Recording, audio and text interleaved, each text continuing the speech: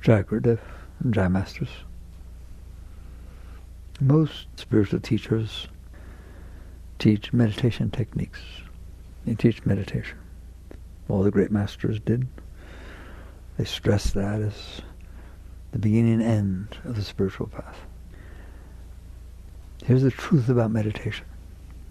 If your consciousness, your awareness, is flowing down, is attracted to your thoughts, is attracted to your emotions, is attracted to things of the outside world, you're going to have trouble meditating.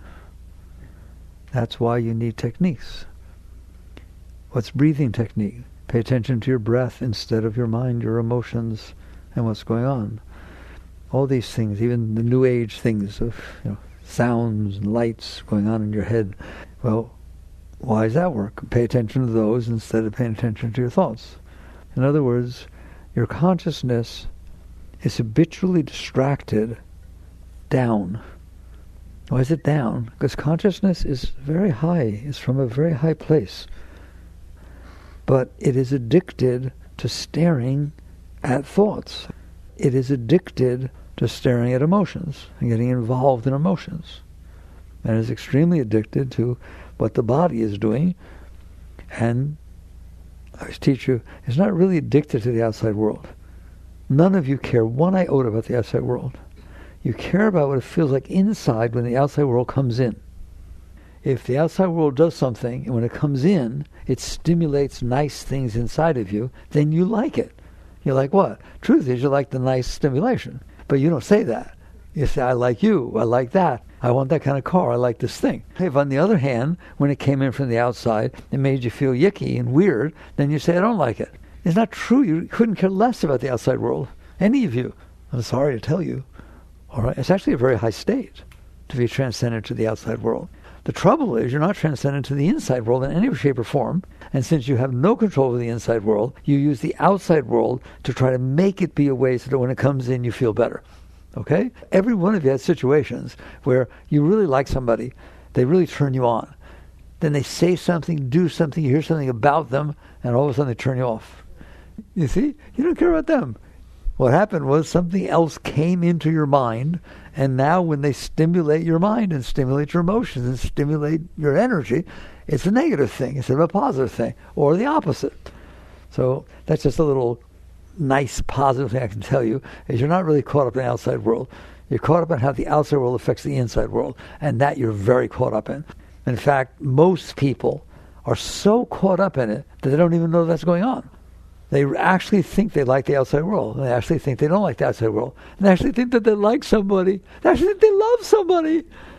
What do you mean when you say I love you? What you mean is, in your presence I feel love, and I like that. If in your presence I didn't feel love, I sure as heck wouldn't be telling you I love you. It has nothing to do with the person, anything outside. It has to do with how you feel inside in their presence. That goes for art. Some of you walk up to an abstract modernistic painting and feel wonderful, and somebody else feels bad. And then you sit there and say, well, that's real art, or that's a piece of junk. The art is nothing. The lines, colors, things on a piece of canvas or something, or a sculpture. The question is, what does it do when it comes into you? If your father was a potter, and he died at the pottery wheel, it caught his tie and pulled him in, right? You hate pottery, all of it. You just can't even stand it. Even masterpieces from ancient China. No, I'm not going there. Okay, that's just a little tidbit that's kind of nice to know, because you don't know that. All you know is, I want to feel good inside, and I don't want to feel bad inside. And I don't know how to do it inside. Therefore, I'm looking for things outside that will make me feel good inside. And I'm looking to avoid things outside that make me feel bad outside. And I'm telling you, that's your entire life, and it's always been that way.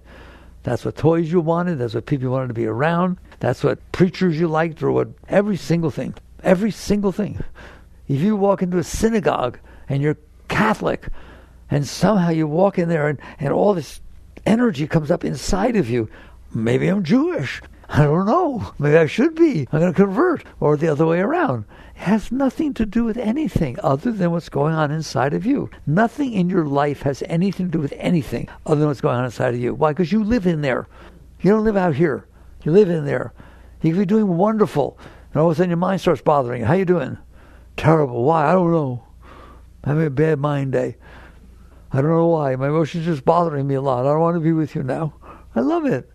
Understand that. I'm not belittling you. Don't be embarrassed. It's the absolute truth, and it has always been the truth. Until you do something about it, it's going to stay the truth. So what happens is there's an inside world going on in there. It's made up of your psyche. It's made up of your mind and what it's saying, your emotions, what they're feeling, and like I said, the senses bring in the outside world, which change your mind and emotions. But there's something else going on in there, which you guys know about, but most people don't. There's an energy flow. Shakti, chi, spirit, call it whatever you want.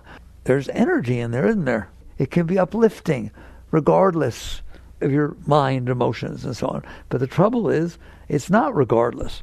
Because if your heart is open, if your emotions are open, receptive to what's going on, the energy flows. You feel energy. If your mind or heart are closed to what's going on, you don't feel energy. It's just like when you open and close the blinds. You see light when they're open. You see darkness. You don't see light when they're closed. It's exactly the same with your heart. It's exactly the same with your mind. And again, if I say to you, open your heart, you don't know how to do it.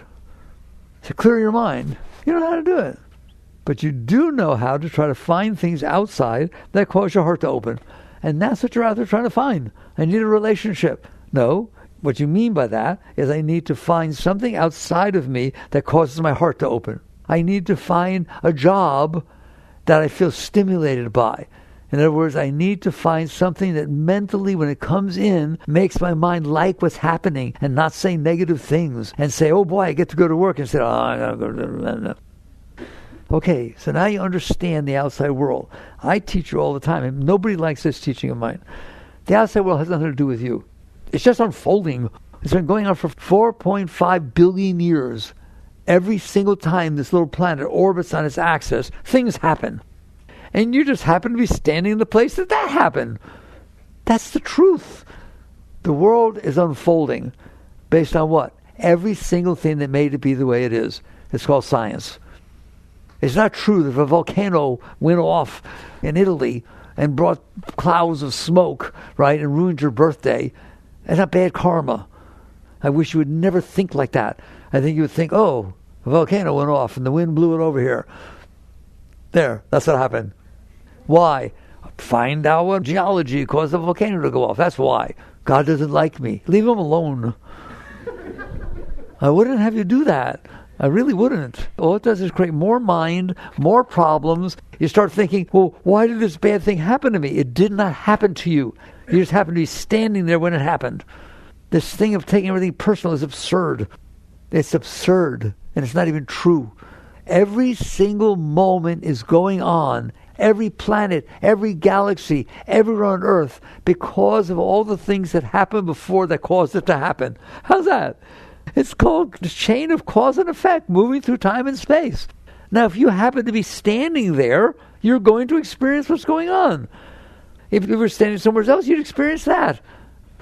You don't want to hear this. Why? You want to know why you don't want to hear it? First of all, it's the truth. You understand that. Science is the truth. There's cause and effect. All the factors that ever happened coalesce together to create the moment that's going on. I don't care if you're telling a macrocosm, they're still trying to figure out why the little wavelets in the quantum field are happening, but they figured out once they see they're happening, how they make quarks and leptons and subatomic particles and then put themselves together into atoms, and here's the world. They figured all that out. Wow! And you think that you did it. The reason this happened in front of me is because I said something bad yesterday, or because I didn't do this, I didn't go to church. Then what you basically said is the quantum field is unfolding with its little wavelets according to what you did yesterday. I don't think science will find that. Things are what they are because of all that made them be that way. Do you have some effect? Of course you do. You're part of what's happening. You also were part of the causes, but not 100% of the cause. You're not even 0.00001%. If she liked you yesterday and doesn't like you today, you know how much it has to do with you? Zilch. To go ask Freud. It's got to do with her mother, her father, whether she ate pepperoni pizza for dinner 2 nights ago and her stomach hurts when she saw you. There are a lot of factors that are going on as to what went on in that person's heart or mind at this moment when you saw them. And you take it personal. If they look at you sideways, you take it personal. If they don't look at you sideways, you take it personal. Every single thing is personal. My understanding, where I've gotten, nothing's personal. Nothing's personal. Why do I take it personal? Because what happens outside comes in through your senses and causes changes in your heart and your mind. That's very personal to you. Why does your heart open when it opens? Why does your mind say what it says? It's not random. What's going on inside your head and your heart are the sum total of your past learned experiences. Just like what's going on outside is the result of all the factors that cause that to be. Psychology says man is the sum of his learned experiences. It's not true. You are the consciousness that is watching and experiencing the sum of your learned experiences. So how mommy was, Freud's right. A mommy was, a daddy was, what happened yesterday to you, what somebody did this, every single thing, you held this garbage inside of you. You know, stuff you didn't like, you suppressed. I don't want to experience this. So it got stored inside of you. Now whatever happens outside hits that stuff, doesn't it? You have soft spots in there. You have things you don't like to talk about. There are things you do like to talk about. Based on what? A movie you saw, an experience you had. You didn't make it up. You didn't make up a single thing. You have not made up your preferences. They're the sum of your learned experiences. And they can change on a dime. You can read a book, watch a movie, meet somebody. All of a sudden it's different in there. Because you're storing the past experiences inside. Especially the ones that hurt you or the ones that are unusually pleasant. The ones that hurt you, you store inside because you don't want them to happen again. You have to protect yourself from them. That's a very funny thing to do. Store them inside so you can protect yourself from them. And the nice ones, you want them to happen again. And so you're actually out there looking to the outside world to make it be the way that same thing I ever said. Look in the outside world to make it be so when it comes in you feel good, which means it hits your past experiences that are positive. Look at the outside world, make sure it doesn't come in that makes you feel bad. And you're running your life that way. You're deciding where to live, who to live with, whether to have children, this and that, what your career should be. What do they teach you? Find a career you're passionate about. That's wonderful. Of course you should do that. But I'm not going to teach you that. I'm going to teach you, if you don't have that garbage inside of you, you're passionate about every single second of every moment of your life equally. The fact that the sun came up, whoa. The fact that the moon has phases, wow. That's unbelievable. The fact that there's a butterfly, the fact that there's a rattlesnake, every single thing is awesome, especially if you think that it came from the quantum field. I've given that lecture before. I don't want to do it now. But scientists have gone all the way down. There are no atoms. There are no electrons, no neutrons, no protons. Even the subatomic particles are not particles. They're just force fields that happen because of these wavelets in this quantum field. So everything you see comes from there. How in the world? And I'm blown away all the time. Watch a dragonfly fly by. It came from there. There's nothing that exists. All right? Other than consciousness, we'll talk about that. But in terms of form, all of form, science, every scientist all over the world had realized this. That's called the standard model of physics. Everything that exists, all the farthest galaxies, stars, the tiniest little things are all emanating from this quantum field, from this energy field. And then they show up as this, and it should blow you away. I'd not be excited. It's just, you can't even talk. So yes, they can teach you, find your passion. I'm teaching you, find out why you're not passionate about every single thing that ever happens from the moment you're born to the moment you die. That's a spiritual state. All right, so what if I'm not there, which of course we're not. What if I'm not there to where I see that everything is just energy manifesting out of nothing? Wow, and every single thing I see, everything blows me away. That's where a master is. That's where an enlightened being is. The man who sees God everywhere. But I'm not there. Okay, now we talk about, we've laid the groundwork of why you're not there, because you're not okay inside. And so now you're chasing the outside to try to be okay inside. I'm going to repeat that. And don't be embarrassed. But I want you to own it. You're not okay inside. You're not feeling ecstasy all the time. You don't feel love all the time. You're not just totally blown away by everything and never come down. Unconditional love, unconditional well-being, unconditional happiness. You're not okay inside. So what you're doing is you have noticed, because you're not stupid, that things outside can make you feel better. Haven't you noticed that? And you notice that things outside can make you feel worse. So what are you doing? You're out there manipulating, controlling, dressing, talking, learning, driving certain cars and being certain ways, everything. How can I manipulate the outside world so that it be the way I think it needs to be, so that when it comes in, I feel good? Including, I met you, oh my God, I feel love, there's stars flying all over the place. Why? Because you're open. I felt open. Things worked. We matched. Chemistry, good chemistry, no. Good physics, no. Right? It just worked. Now I have to worry about how to keep you. God, you complimented about what I was wearing the other night. I felt so good. But I can't wear it again. That wouldn't be right. That'd be stupid. What should I wear? Can I wear something that looks like it? No. Maybe the opposite. And you get neurotic. Even about good things, don't you? Come on, all right?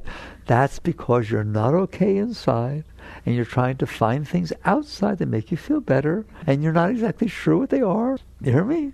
And I can tell you a secret. The only way you even think how they are is based on your past experiences. You just think, well, I dated somebody a couple of years ago, and they had these qualities. I want to find somebody like that. Or my first husband or wife is like, oh, it didn't work out. I don't want anybody like that. I told you, I'm not exaggerating. If your first husband's name was Ben, obviously you loved him, you got married. But it didn't work out so good. That's why you got divorced. You're not divorced. You did not get divorced.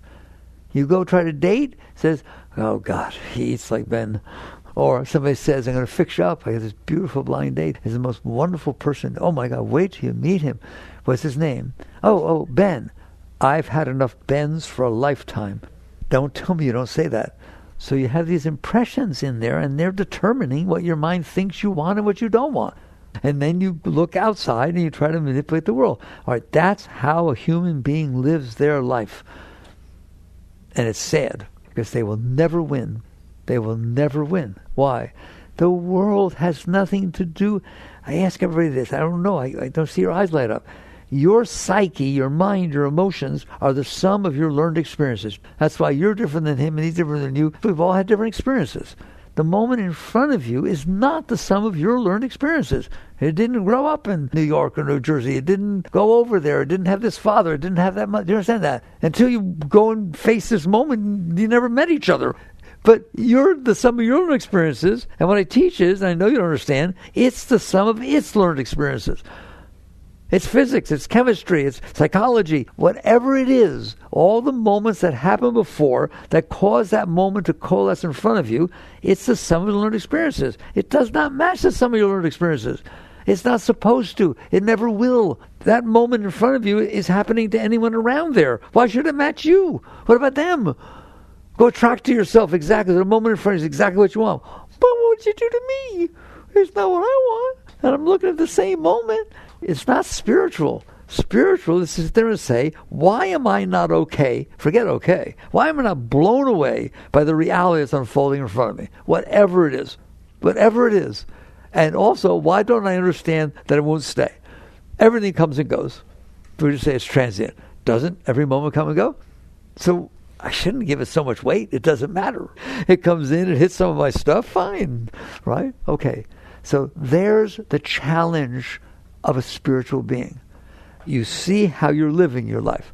And you do believe you need to find the right relationship. You do believe you need to find the right job. You do believe you need to get the finances the way you want. You do believe you need to take vacations. You absolutely believe that the quality of your life is dependent on what's going on outside. And so now you have to fight. You struggle. Why do you have anxiety? Why can't it be the way I want? It's not supposed to be. It's supposed to be what it is. How come all the other moments that are going on, you don't say why they're not the way I want? You don't care one iota about them. There's hundreds of billions of zillions of moments going on, and there's one in front of you, and you think the one in front of you should be the way you want. Look to the left. Is it the way you want? Look to the right. Is it the way you want? Things are what they are because of the factors that made them be that way from the beginning of time and space, period. There they are. Are you okay with that? No. I'm only okay if they match me. That's called ego. It's a pretty big thing, isn't it? Okay? So what do I do about this? Because there's no one, no matter how beautiful, no matter how handsome, no matter how much money, no matter how powerful, they did not get what they wanted all the time. Of course not. Because you think it's supposed to be the way you want. Well, you're wrong. The moment is supposed to be what it is. Just like, here, do you understand there's more than one moment going on in the universe at a given time? How many? Hundreds of trillions of billions of zillions to the 7 billionth power. That's how many, okay? Why don't you care about those? You don't say they're supposed to be a certain way. You don't even bother thinking about all the galaxies and everything. You don't even bother thinking about the stars in your galaxy. I tell you, 1.3 million Earths fit inside the sun. And you go, oh, that's interesting. No, it's not interesting. You ever seen a picture of a star with a planet transiting it? You see this little black dot going like that? That's what the Earth is to the sun. And the sun is one of hundreds of billions of stars in one galaxy. And there's trillions of galaxies. And no matter how many times I talk about it with all my passion, you never think about it. All you think about is the moment that's unfolding in front of you, or what the moment next is going to be, or better yet, what the moments were. You actually think about that you didn't like what the moments were 20 years ago. That's ego. It's only about me. It's about me. It's not about everything else in the whole universe. It's only about me. And it's supposed to be the way I want. Isn't that silly?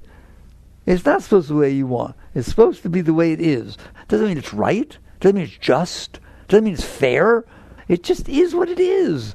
You are the way you are at any given moment. So all the factors that came together at that moment for you to be that way. But that's what everything is. All the physics, all the chemistry, everything is the moment unfolds in accordance to the factors that made it be that way. And then you come into it and look at how big that ego is. Like we make fun of the church in the old times when Galileo was around, that they said, no, you're going to jail because you said the whole solar system and everything doesn't orbit around the Earth. Of course it orbits around the Earth. Well, you guys have big egos.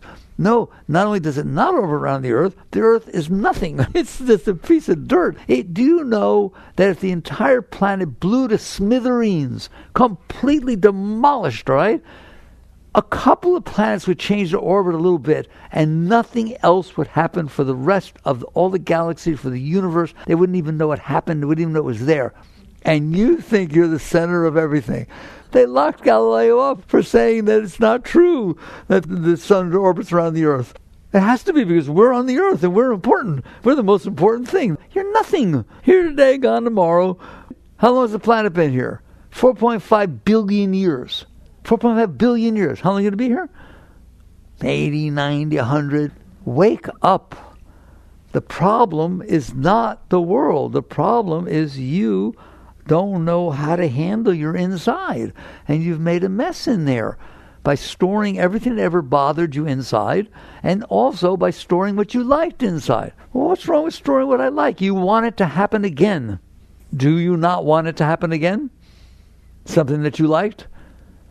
I just told you, the moments are unfolding in accordance to very big factors. And so you get disappointed that it didn't happen again. You sit there and say, well, last time it was a little nicer because of this, and no one was smoking in the restaurant, and I'm so, oh, man. So we call those some scars. You stored the positive stuff inside, and you stored the negative stuff inside, and that's what you got stored in there. And so the world unfolding in front of you is going to hit all that stuff. And that's why you take it personal. I can't believe what she said to me. I would have never said that. Of course, you didn't have the experience she did. You didn't grow up as she did. There's not a chance in the world that you understand this person. But we were married 40 years. I don't care. She went to different places of work. She had a whole childhood you knew nothing about. Do you understand that? So what does one do about this? Because that's a predicament. What do I do about it? What do I do? How do I interact with the world when I have this problem inside of me that only cares about what makes me feel good and makes me feel bad? And we started talking about meditation, okay? The problem with meditating, and meditation is a wonderful thing. I'm not telling you not to meditate, right? But the problem with trying to meditate is this thing I just laid out, that you're very interested in what's going on in the mind, what's going on in the heart, what's going on in the body, and therefore what's going on in the world. Therefore it's hard to meditate, because the mind's thinking about these things. And even if you get back a little bit, then it starts thinking about something, and you're pulled down into mind. Do you understand that? Why do I say down? Because someday you're going to get far enough back there where you understand mind is down. Mind is below consciousness. Heart is below consciousness. And if the heart has an issue, the mind's going to think about it. And you get addicted to this. You don't know how to not watch your mind. So therefore, they teach you, quiet your mind. Do this, do that. In other words, they try to teach you how to not get caught in your mind. Why? Because you're caught in your mind. If you weren't caught in your mind, everything would be natural. Meditation should be completely natural. In fact, you better be careful. You're driving your car, all of a sudden, woo, starts going up. Hey, pay attention. Watching TV, woo, going up. It should just go up instead of down. But it can't. Why? Because it's creating thoughts and emotions that are that stuff you stored in there. And so you don't know how to get over it. All right. So how does one live life if they're not enlightened? That's the nice. Instead of talking about enlightenment and how nice all this stuff is and where the masters are, how do you live your life if you're not enlightened? You pay attention. You pay attention. If you get the foundation that we just talked about, you have the entire foundation you need to grow very, very rapidly spiritually. What do you mean? I notice that my mind has trouble with certain things. It's sensitive about certain things. I notice my heart has trouble with certain things. I notice my heart wants things. It grabs and reaches out, right? And gets disappointed if it doesn't get it. And gets excited if it does. In other words, I'm caught in this stuff. What do? You don't, and it's very subtle. People get it wrong, but we make it clear this time. You don't renounce life. It is not about renouncing life. It's not about leaving, going off somewhere, as I tried that. It's not about renouncing life. Why do you need to renounce life? Because I'm screwed up. I need to go into solitude where there's nobody around to bother me. Why? Because I get bothered by everything. I need to go live in an ashram somewhere where everybody's really nice and they all wear white and they do mantras all the time. Why? Because any other thing that goes on, I'm just a mess. Okay, so you can go do that if you want, right? Higher is to say, life is my teacher. Life is my guru. What do you mean? Life is going to unfold. I've taught you that life has nothing to do with you. It's just moments unfolding in time and space, and you happen to be standing there. If you're standing somewhere else, those will be the moments. It's just life unfolding, and your life unfolded, and you say, hey, hi, and the moment's unfolding in front of you. Why? It just worked out that way. I told you once, you go and drive your car, and somebody runs a red light. You almost hit them. You ram on your brakes, spin around. Right? Difficult experience, right? How did that happen? Do you understand that if your coffee took 7 seconds longer to brew, or if a call happened, you would not have been at that light at the same time as that person? And they have the same factors as everything else. It's not you. It's life. It's life. It's the unfolding of life. So when you start to understand this, and you realize how personally you take everything, you understand life is your teacher. Why? Because it hits your stuff. Doesn't it? It shows you where your stuff is. Well, what about relationships? They will show you where your stuff is. If you haven't noticed, they will show you where you're grabby. They will show you where you're judgmental. They will show you where you open. They will show you where you close. They will show you every single thing. Okay? Why can't the person be the way I want them to be? Because they're the sum of their learned experiences, and you're the sum of your learned experiences, and the two things have nothing to do with each other. Can you feel love for your spouse and then go to work and have a bad day and come home and not want to talk to them? That's nothing to do with them. But believe me, they'll take it personal. Okay? And so you wake up and you say, oh my God, are you telling me that all these interactions with life are my teacher? They're teaching me where I'm caught. They're teaching me where I said it has to be the way I want it to be, even though I understand it is not going to be that way, all right? Have you noticed yet? Have you noticed yet that every moment in front of you is not going to be the way you want it to be? And you start noticing, and you start saying, okay, why don't I use life to liberate myself from myself, not from life? You're not liberating yourself from life. You're not liberating yourself from other people. You're liberating yourself from yourself. You're at all times saying, this is a mess in here. That's why I need to avoid things. That's why I need to find things. That's why I need to do things. Everything's a mess. It's a mess. But what do I need to work on? The unfolding of life in front of you is hitting your stuff. Work on that one. But there's so many in there. Don't worry about it. Don't worry about it. Just worry about the moment that's unfolding. Be here now. Worry about the moments unfolding in front of you. See what a mess it's causing inside of you, either because you want it and you're grabbing it and you're figuring out what to do about it because I want it, or you don't want it and you're scared of it. And you look at that. It's called witness consciousness. You look at it and I know it's hard because it's strong. Just like a heroin addict is addicted to the drug, you're addicted to this thing we've been talking about. You're addicted to your psyche. You're addicted to your mind and your heart. And you're addicted to trying to do exactly what they tell you to do. If your heart says, no, I don't want to be here, you leave. If your mind says, I don't like him, I don't like what he did, you leave, and then while you're driving away, you say, well, maybe that was rash. Maybe I should go back. No, I'd be embarrassed to go back. So you wake up and you realize the meaning of my life is not to get what I want. The meaning of my life is not to avoid what I don't want.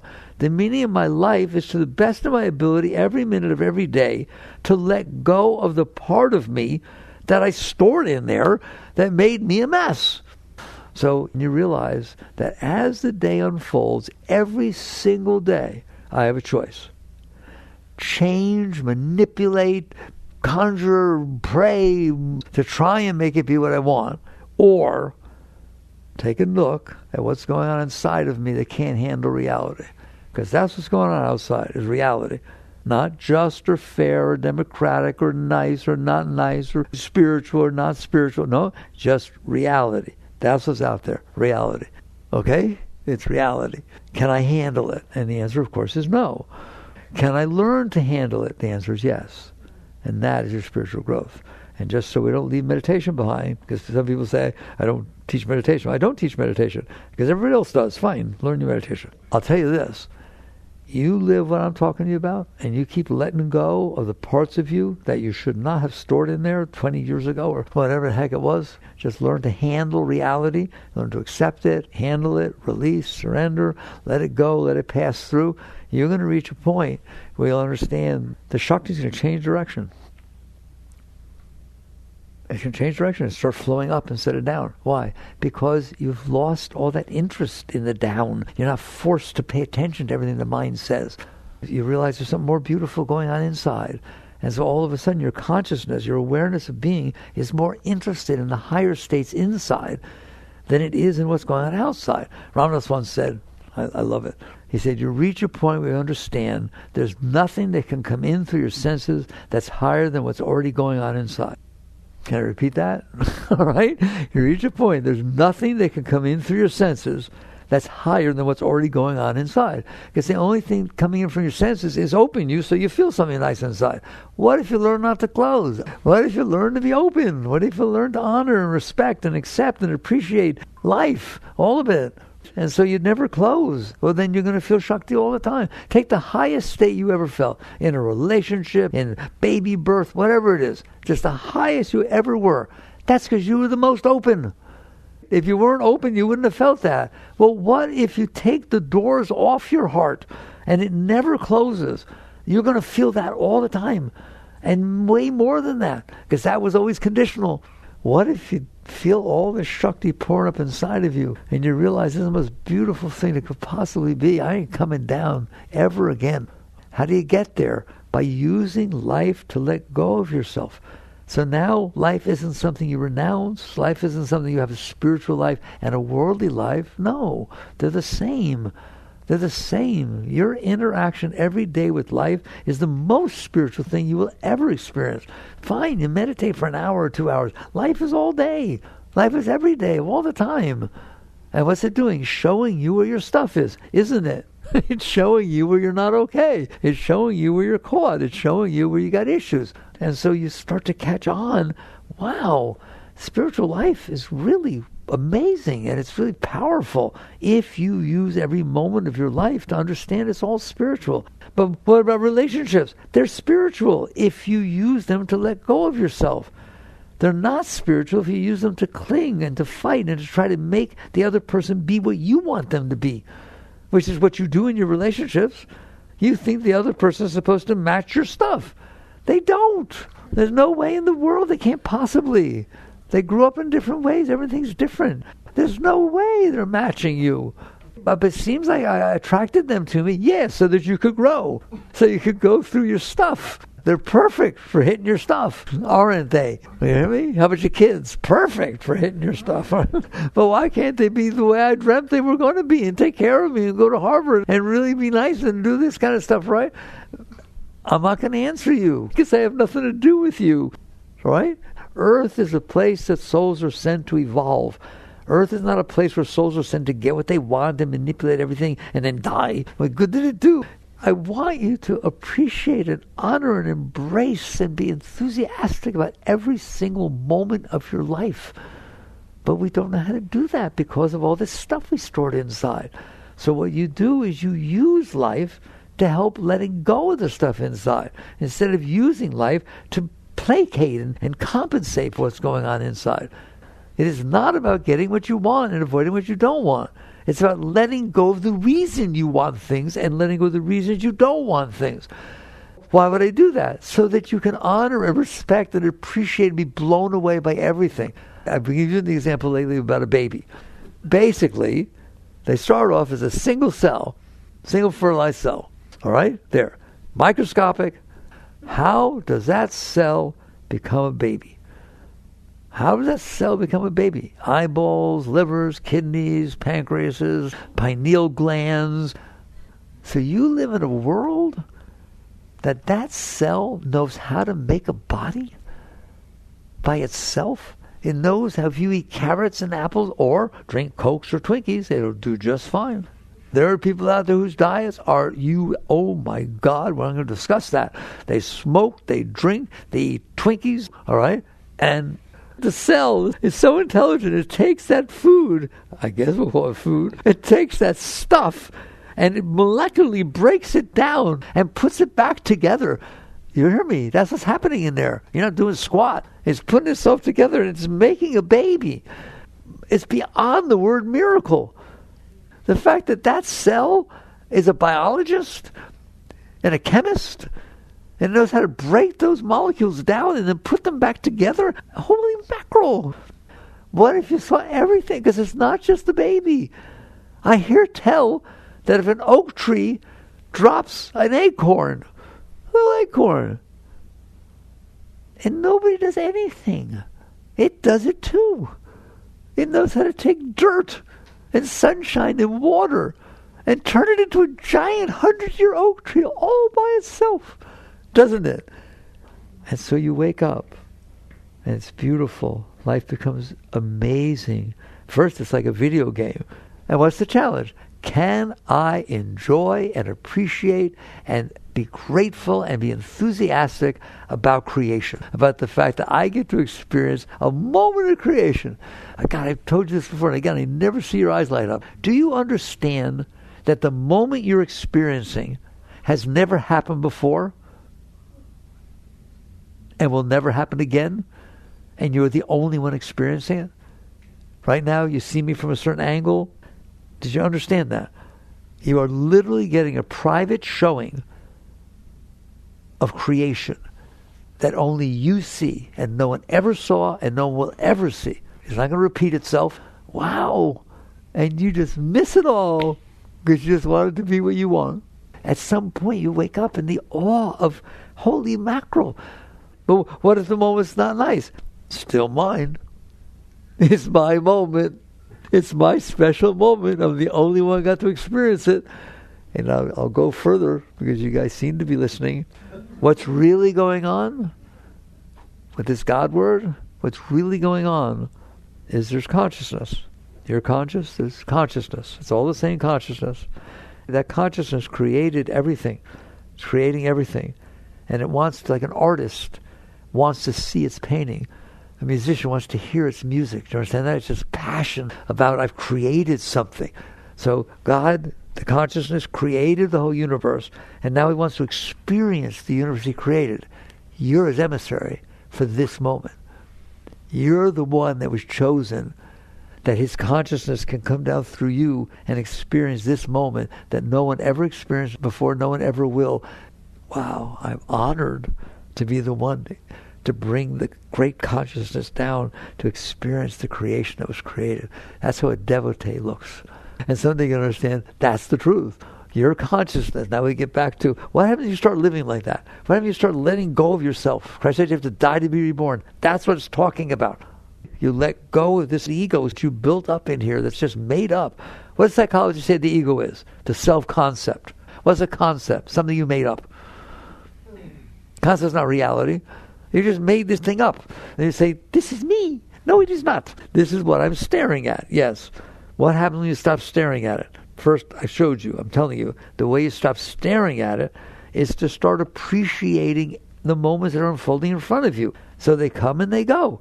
Fine. Kiss them goodbye. Kiss them hello. Gandhi is a very great being. Gandhi was assassinated. Most of you know that. Some maniac pulled out a gun and shot him. As he fell to the ground, he pronounced in forgiveness directly at the person who shot him. That's called centered consciousness. So you're that. You can have consciousness that's that appreciative, that deep, to honor and respect everything. And what happens when you do that, then the moments don't pull you down. You just start feeling, I'm telling you, it changes direction. You start feeling this rush upward that's filled with joy and filled with bliss. And then meditation is totally different. Meditation is something when you sit down, meditation is not something you do. Meditation is something that the Shakti does. She pulls up, and you just, if you can, you let go. And just learn more and more to let go. It takes you up. You can't meditate. You can't go back up there. You have to stop coming. I don't know. I'll say it to you once for all. You don't go to God. You stop leaving. You're already there. Your consciousness is one with consciousness, with the consciousness. But you're staring at you. So the beam of light is focused down instead of up. When you start letting go of yourself, and life helps you, life is your best friend. It helps you with every single thing all the time to know. Somebody said, well, how do I know what I need to get rid of? You'll know. Well, how do I know what to work on next? You'll know. It's your teacher. It's perfect. And so you keep letting go and you keep going up. So that is a spiritual life. It's a very great life, and meditation is natural. I don't teach not to meditate. I don't teach renunciation, right? And I don't teach no relationship. Every single thing that goes on in your life is for your benefit, but you don't know that because you're trying to make it be what you want. But it's for your benefit of letting go. It's for your benefit of learning. So of course you have relationships. You do and you don't, whatever. Of course you have children. You do and you don't. Of course you travel, or you do or you don't. It's irrelevant. But you're going to be drawn into do a certain life because of your stuff. And you don't renounce that. You don't ignore that. You try to use it to let go of your stuff. You use it. Ultimately, everything goes up. Ultimately, everything goes up. It doesn't go down. It doesn't go out. It goes up. And eventually you'll get to the point where everything that happens to you just blows you away. Just keeps blowing you up. That's where I want you. Okay. It's funny. This was supposed to be a talk about meditation. I guess it kind of was. It's a different kind of technique of meditation, right? It's saying why you're not naturally meditating all the time. Because you're pulled down into your stuff. Now you want to go pull down into your stuff during the day, but meditate at night, fine. Do that. But I want you every moment of every second of your life to understand, let go. Just let go. Let go. Keep letting go of the garbage that's holding you down, and you're going to go up. Jaggedive.